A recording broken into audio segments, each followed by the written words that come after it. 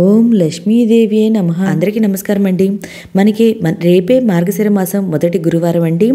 ఈరోజు పూజ ఎలా చేసుకోవాలి, అమ్మవారికి సమర్పించవలసిన నైవేద్యం ఏంటి, ఇంకా పూజ ఏ సమయంలో చేసుకోవాలి, ఇంకా మార్గశిర లక్ష్మీ వారం యొక్క విశిష్టత గురించి ఈ వీడియోలో తెలియజేస్తాండి. మార్గశిర మాసంలో వచ్చే గురువారాలు అత్యంత ప్రత్యేకమైనవి.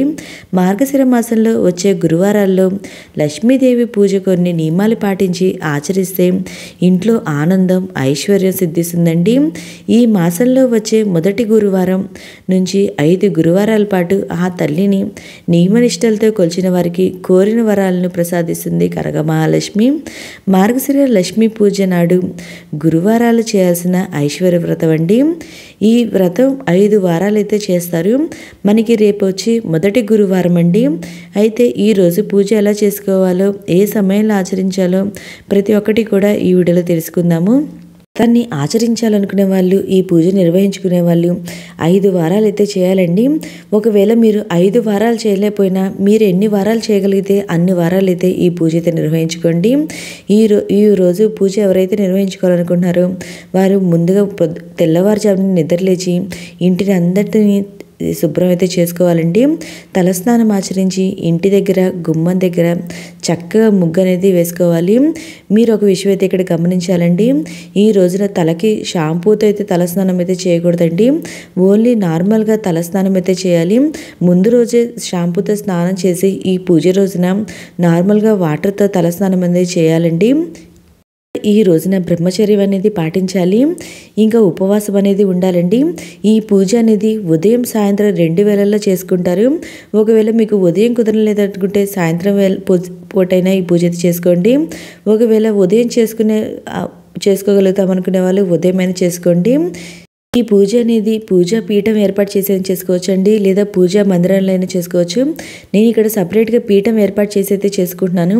ఎందుకంటే మనం ఇది ఒక 5 వారాలు అయితే చేసుకుంటాం కాబట్టి ఆ అమ్మవారికి చక్కగా అలంకరణ అయితే చేసుకొని పూజ అయితే చేసుకోవచ్చు.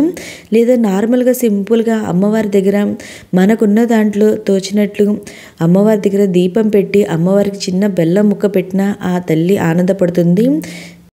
ఒక పీఠం వేసి ఆ పీఠం పైన అష్టదళ పద్మ ముగ్గు వేసుకొని ఒక క్లాత్ అనేది వేసుకొని 3 గుప్పెలు బియ్యం వేసి బియ్యం పైన పసుపు కుంకుమ చల్లుకొని అమ్మవారి చిత్రపటం అయితే పెట్టుకోవాలండి.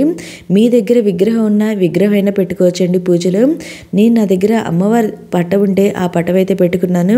ఆ అమ్మవారికి చక్కగా పూలతో అలంకరణ అయితే చేసుకోవాలి. ముందుగా గణపతికి పూజ అయితే చేసుకోవాలండి. గణపతికి ధూపం, దీపం, నైవేద్యం అనేది సమర్పించాలి. నైవేద్యంగా బెల్లాన్ని అయితే సమర్పించుకున్నాను. తర్వాత మనం లక్ష్మీ అమ్మవారికి పూజ అయితే చేసుకోవాలండి. ఈ రోజున అమ్మవారికి పూజ నిర్వహించుకోవాల్సిన శుభ సమయం వచ్చి ఉదయం 6:16 నుండి 9:52 లోపు మనం పూజ అనేది ప్రారంభించుకోవచ్చండి. ఇంకా ఈ సమయం కుదరని వాళ్ళు ఉదయం 10:45 నుండి 12 గంటల లోపు అయితే మన పూజ అనేది ప్రారంభించుకొని నిర్వహించుకోవచ్చు. సాయంత్రం పూజ నిర్వహించుకోవాల్సిన శుభ సమయం వచ్చి సాయంత్రం 4:32 నుండి 6:55 లోపు అండి.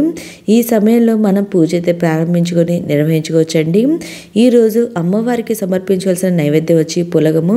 ఒకవేళ మేము ఇవేమి చేసుకునే తీరిక మాకు లేదండి, మాకు కుదరట్లేదు అనుకునే వాళ్ళైతే అమ్మవారికి మీరు చిన్న బెల్లం ముక్క పెట్టినా కానీ ఆ తల్లి సంతోషపడతారు.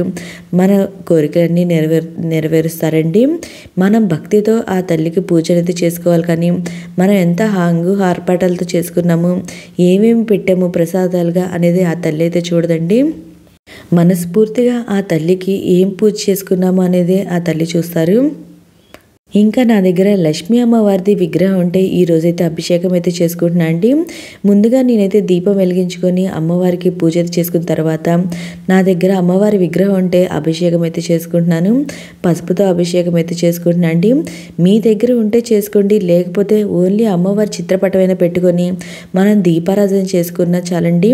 అమ్మవారికి నైవేద్యం సమర్పించినా చాలు. మీ దగ్గర ఇవన్నీ ఉంటే చేసుకోండి, ఏం లేకపోయినా ఓన్లీ దీపారాధన చేసుకున్నా చాలండి. చిన్న బెల్లం ముక్క పెట్టినా చాలు ఆ తల్లికి. ఇంకా ఈరోజు పూజ నిర్వహించుకునే వాళ్ళు ముఖ్యంగా పాటించవలసిన కొన్ని నియమాలు అయితే ఉన్నాయండి. అంటే ఈ రోజున తల దువ్వకూడదండి, తలకి ఆయిల్ అనేది రాయకూడదు, ఇంకా పూజ అయ్యే వరకు ఏమీ తినకూడదండి, ఉపవాసం అనేది ఉండాలి. మీరు ఉదయం వేళల్లో పూజ చేసుకుంటాం అనుకునే వాళ్ళు ఉదయం పూజ అయ్యే వరకు ఉపవాసం అయితే ఉండండి. ఒకవేళ సాయంత్రం వేళల్లో పూజ చేసుకుంటాం అనుకునే వాళ్ళు ఉదయం నుండి సాయంత్రం దాకా ఉపవాసం ఉండి పూజ అనంతరం భోజనం అయితే చేయొచ్చండి. ఇంకా మనం ఈ రోజున బ్రహ్మచర్యం అనేది పాటించాలి. ఇలా అమ్మవారికి కూడా అభిషేకం చేసుకున్న తర్వాత అమ్మవారిని కూడా చక్కగా పూలతో అలంకరణ అనేది చేసుకోవాలండి. చేసుకున్న తర్వాత మనం అమ్మవారికి అష్టోత్తరం అయితే చదువుకోవాలి. మీకు అమ్మవారి అష్టోత్తరాలు ఏమొస్తే అవి అయితే చదువుకోండి. అమ్మవారి స్తోత్రాలు కానివ్వండి, అష్టోత్తరాలు కానీ, లక్ష్మీదేవి అష్టోత్తరము ఇవన్నీ చదువుకోండి. మీకు ఒకవేళ ఇవేమీ రాలేదు అనుకోండి, ఓం లక్ష్మీదేవియే నమః అనుకుంటా అయినా అమ్మవారికి పూలతో కానివ్వండి, అక్షింతలతో కానివ్వండి పూజ అయితే చేసుకోవాలి. పూజ అనంతరము అమ్మవారికి నైవేద్యం అయితే సమర్పించాలండి. నైవేద్యం తర్వాత కర్పూర హారతి అనేది ఇవ్వాలి.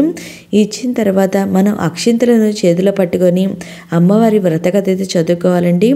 ఈ కథ చదువుకున్న తర్వాత కొన్ని అక్షింతలు అమ్మవారి మీద, కొన్ని మన తల మీద వేసుకొని ఈ పూజనైతే ముగించాలి. ఈ విధంగా మనం ప్రతి వారం కూడా ఈ 5 వారాలు లక్ష్మీ అమ్మవారికి పూజ అయితే చేసుకోవాలి. ఇలా 5 వారాలు పూజ అయిపోయిన తర్వాత అమ్మవారికి ఉద్వాసన అయితే పలుకుతారండి. కానీ లక్ష్మీదేవికి ఉద్వాసన అయితే పలకరండి. ఎందుకంటే ఉద్వాసన అంటే అమ్మవారిని వెళ్ళిరమ్మని అర్థము.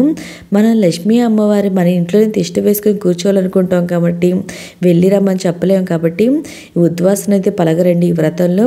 కానీ కొంతమందికి అయితే ఉద్వాసన చెప్పే ఆనవాయితీ అయితే ఉంటుంది. మీ ఇంట్లో ఎలాంటి ఆనవాయితీ ఉంటే అలాగైతే చేయండి. ఇంకా ఈ పూజ మనం ఈ గురువారం రోజు పూజ చేసుకొని ఉదయం సాయంత్రం పూజ అయితే చేసుకొని తర్వాత రోజు శుక్రవారం కూడా ఉదయం పూజ చేసుకొని శనివారం రోజు పూజా పీఠాన్ని అయితే కదపాలండి.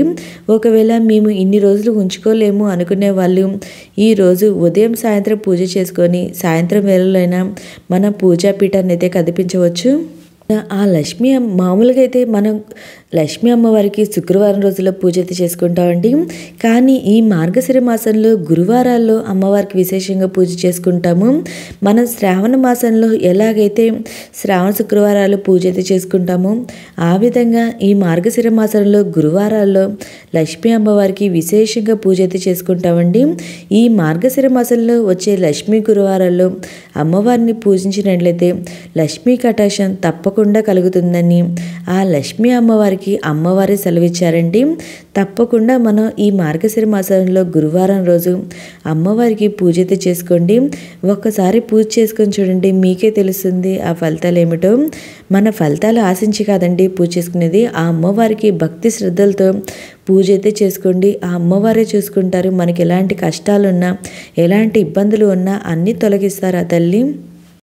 ఒకవేళ మీరు ఈ పూజ చేసుకోవాలనుకుంటే మనకి పూజా స్టోర్లో అయినా ఈ 5 గురువారాల వ్రతకథ బుక్ అయితే ఉంటుందండి. ఒకవేళ ఆ బుక్ అయినా తెచ్చుకొని ఈ పూజ అయితే ఎలా చేసుకోవాలో దాంట్లో చూసైనా చేసుకోవచ్చండి. లేదా మనం మామూలుగా ఇట్లా షోడోపచార పూజ అయితే చేసుకోవచ్చు. ఓకే అండి, మీకు ఇంకేమైనా సందేహాలు ఉంటే నా కామెంట్ బాక్స్లో కామెంట్ పెట్టండి, ప్రతి ఒక్కరికి రిప్లై ఇస్తాను. మీకు ఈ వీడియో నచ్చినట్లయితే లైక్ చేయండి, మీ ఫ్రెండ్స్ అండ్ ఫ్యామిలీ మెంబర్కి షేర్ చేయండి. Thank you for watching. ఒకవేళ మీకు ఈ వారం ఈ వ్రతం చేయడం కుదరలేకపోతే నెక్స్ట్ వారం నుండైనా ఈ వ్రతం అయితే ప్రారంభించండి. ఇంకా ఈ వ్రతం ఆచరించే వాళ్ళు ఈ గురువారాల్లో నాన్ వెజ్ అనేది తినకూడదండి. ఓకే అండి, థ్యాంక్ యూ ఫర్ వాచింగ్.